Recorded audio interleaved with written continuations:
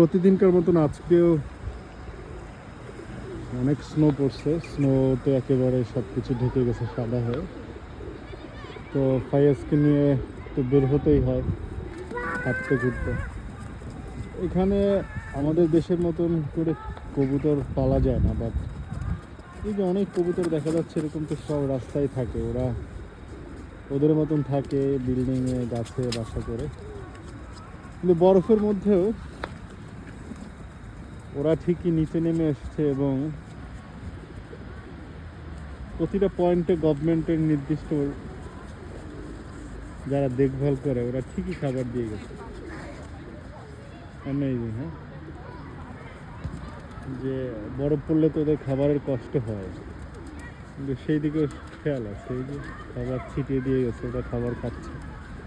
এই যে ফাইয়াজ কি করতেছে দেখ। Faiyaz, come baby, don't do this, why are you disturbing them?